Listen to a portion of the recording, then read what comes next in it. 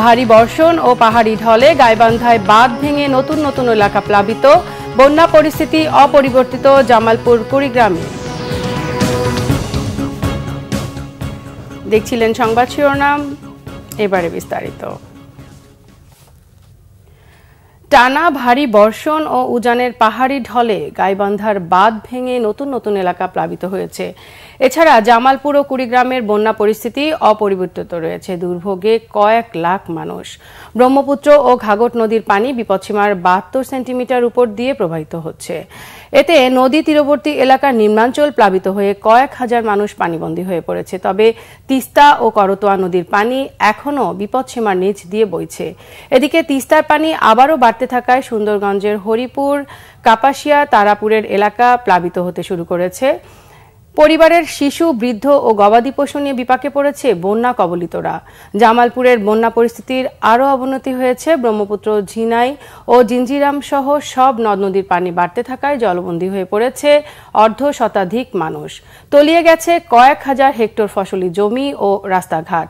বন্ধ শিক্ষা প্রতিষ্ঠান, বাড়িঘরে পানি ওঠায় আশ্রয়কেন্দ্রই তাদের একমাত্র ভরসা। কুড়িগ্রামে ব্রহ্মপুত্র, ধরলা, তিস্তা সহ 16টি নদ নদীর পানি বৃদ্ধি অব্যাহত রয়েছে।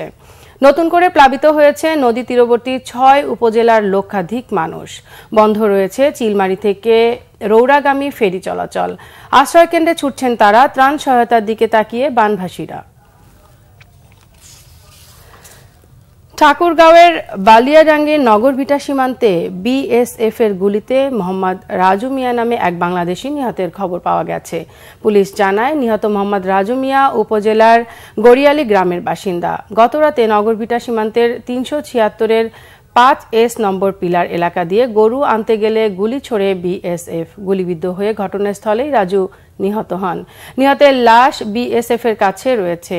এ ঘটনায় সীমান্ত এলাকায় দুই দেশের বাহিনীর মধ্যে পতাকা বৈঠক ডাকা হয়েছে বলে জানিয়েছেন ঠাকুরগাঁও 50 বিজিবির অধিনায়ক lieutenant colonel Mohammad Tangier Ahmed. এই ছিল এখনকার মতো। পরের সংবাদ দুপুর 2টায়, এর আগে 1টায় রয়েছে নিউজ টপ 10 দেখার আমন্ত্রণ রইল। এছাড়া বাংলা ভিশন সংবাদ ও সংবাদ সংশ্লিষ্ট অনুষ্ঠান দেখতে ভিজিট করুন www.bvnews24.com ও facebook.com/banglavisionnews এবং সাবস্ক্রাইব করুন youtube.com/banglavisionnews। এতক্ষণ সাথে থাকার জন্য ধন্যবাদ সবাইকে।